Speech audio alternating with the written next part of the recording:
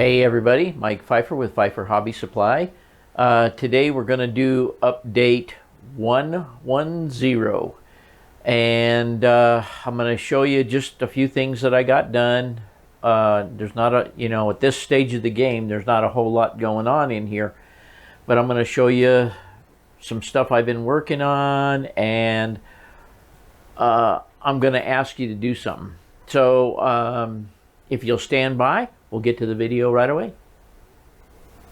Okay, before we get started, I haven't done this on any of the other videos, but I thought I would here, and I'll tell you why. What I'm going to ask you guys is, you know that there's advertising in all of my videos. That is the only way that I make money. I don't ask you guys for money. I don't do live streams where you can donate. I don't have thanks on there asking you for money, any of that stuff. But what I would appreciate is if you guys just might take a moment and at least click on those items that come up, the advertising that comes up, because every time you do that, it just gives me a little cash flow. And all these videos, hundreds and hundreds and hundreds of videos that I've done, I've never asked anybody to try and to just look at some of these advertisements and help me out a little bit. But I wish you would do that, and I'm not telling you you have to, and obviously to watch it you don't have to, but I certainly would appreciate it if you did click on them and maybe take a look at something that strikes your fancy. But that's the only way I make money off of this stuff, so I'm urging you to do it. Now let's get on to 110. Okay, everybody. The last time we were here, I had this area semi-completed, but I now have foliage along the road and cars in place and a little chair out in front of the palm reader. That's going to be a palm reader's building. I don't have the sign made yet. You can see that I've got street lights in there. I have also swept off all the excess scenery material from the buildings, put some trees in. Did I say that? Automobiles and so forth. And there's a couple of guys over here talking it out in front of the few guys over there talking it out at the welders. And if I swing on around here, you can see that I did scenery right along the edge all the way over back to the creek. I'm contemplating changing out Brownie's gas station there. Not really sure whether I am or am not going to, but I have a few different ideas there, especially since I have a Texaco fuel dealer. But that may or may not happen. I have not decided that yet. Now, if we swing around with the shaky cam back over here, now you can see that I have ballasted all the way down there. So now I would say that the layout is 100% totally ballasted, and everything works. You can also see I got a leaner back here, but I never did glue those in place, I guess. Anyways, I have street lights back by the houses as well. And let's turn off the lights and see what this camera will do to show you the street lights. Okay, we're going to do a slow walk along here with the lighting on. And you can see that I have the street lights at the palm reader, and the welder, and the post office. And if I swing on around here, Brownie's has always had lighting, although I do see that my street light at Brownie's is not working. So we'll have to send the light crew out to check out that, because I'm sure he's complaining about it by now. We're going to go take a look back here at the housing. You can see the street lights at the housing back there. You can see down the road. Kind of an overall light shot there. I do have some more street lights, and those are going to be utilized at the mobile homes over here. And you guys know where they are.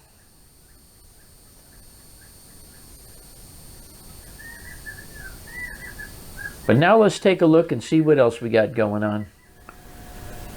Okay, one of the things that I can't remember if I told you in the last video, but this is where I decided to put my Hobo Shacks. They're kind of suspended in midair right now because I need to put foliage and stuff around the base of them, and then I'm going to put in a little campfire and the hobos in there. I also have to come up with better signage for my businesses, for like A1 Scrap and the fish oil company. But we're going to work on relabeling some of that. Let me show you one other thing I did. Okay, I'm just going to give a couple of seconds here. Does anybody see what I've done in this particular shot? Okay, time's up. What I realized is I had these holders for my throttles up way too high here. And so the throttle, if you remember correctly, was sitting up about this high. And I thought, well, that's stupid because it just takes away from the viewing of the layout. So I lowered them all down as low as I could possibly go here. And I did that here.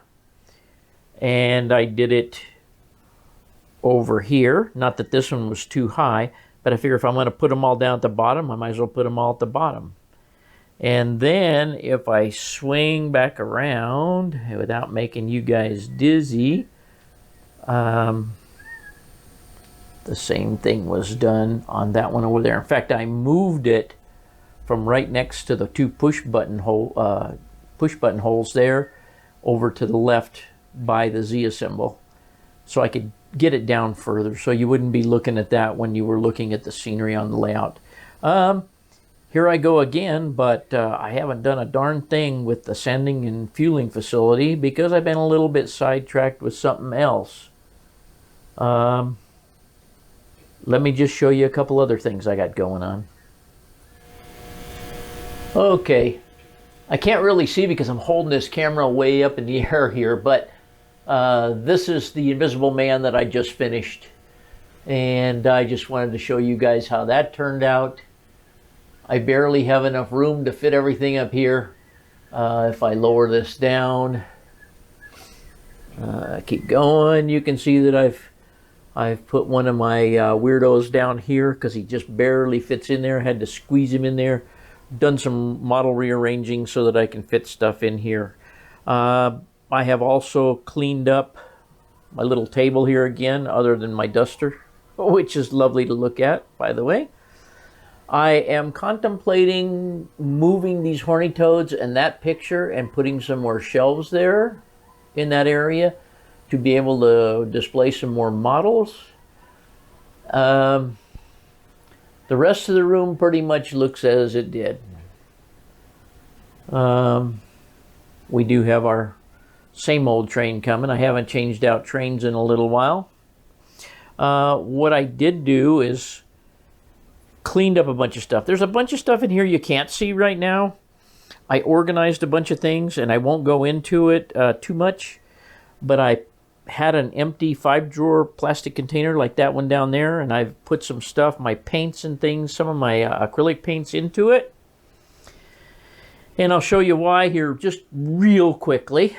If you look through this window, you'll see that I've added a new toolbox out there so that I can consolidate tools in the garage, and then that led me to cleaning up the entire garage and tools and all kinds of junk on those shelves out there. I know it doesn't look like it, but I have much more room out there. So when I did that, I got carried away doing that in the train room here. Also, and I'll just mention it because it's there, there's a little reproduction tin toy there. My neighbor across the street, lady gave that to me, and I just thought it was too cool. It's a reproduction of an old tin toy, but I put it up there because I thought it was cool. aside from that, nothing else going on in here, guys. Like I always do, if I think of something random thing, I'll show it to you before I go. By the way, that box down there that says Vitro, those are actually the side windows off of Lisa. Oh, by the way, and I'll get back to that in a minute, I think I showed you that I have a couple more monster models here, Dr. Jekyll, Mr. Hyde, and Phantom of the Opera. I don't know if I showed those to you, but anyway, those are the windows, were the highly tinted windows out of the Mustang. I bought regular tinted windows, the standard tinted windows, and put them in the Mustang because I simply couldn't see out those real dark windows at nighttime. I've had them for sale on Craigslist and on Facebook Marketplace here for a little while for 25 bucks, and nobody's wanted them. So tomorrow they're going to the dumpster. Aside from that, let me look around. Okay, that race day sign is one that the kids got me for Christmas. I bought that magnetic strip up there with a gift card, with part of a gift card that Robin got me to Harbor Freight. I have another new one over there that I haven't used. Went through all of my hardware, got all the hardware put into that plastic holder, which I used a gift certificate or gift card I got from Robin for Lowe's. I did some rearranging. The kids bought me the little Mustang crossing sign up there. And you can see that I do have a little bit of space on the shelves now. And I also have workbench space, with the exception of that TV mount. Oh, by the way, that TV used to hang up there behind that light, and I used to have it hooked up to our cable system when we had cable TV. We now have Dish Network, and I don't want to pay for another Joey to hook it up just to watch it maybe 2 hours a year out here in the garage. So not much else going on out here that you can actually physically see. However, the kids bought me the 3 Mustang signs there, the Built Ford Tough, the Mustang Avenue, and the Mustang sign. And honestly, that's about it. Without taking you outside, you don't want to see any of that crap. But that's about it for today. Okay, I'm pretty sure that you guys have been wondering what's next on the ACT. I am not really sure. But these dead spaces under here, which I thought I would use quite frequently, may give you a hint as to where I might go with the layout. I'm not going to say anything certain because I haven't figured out how to accomplish what I'm thinking about. But when I do, you guys will be the first to know. Oh, here's another thing too you may or may not be interested in. When I go to the car shows, people always ask, there's a lot of younger people who don't know what the story is of the Bullitt movie. So what I did is I downloaded the chase scene onto my computer and then to a thumb drive right over there. And I bought this little DVD player that has a slot for a thumb drive. Now this DVD player in this package here, I can charge it up, I can hang it from the hood or something when the car is being shown at the car show. And I can play the quick video clip of the chase scene, and then people will understand what it's all about. That's it for today. Okay, everybody, that was the little update and my plea. But anyway, hope you enjoyed the video, and as usual, thanks for watching.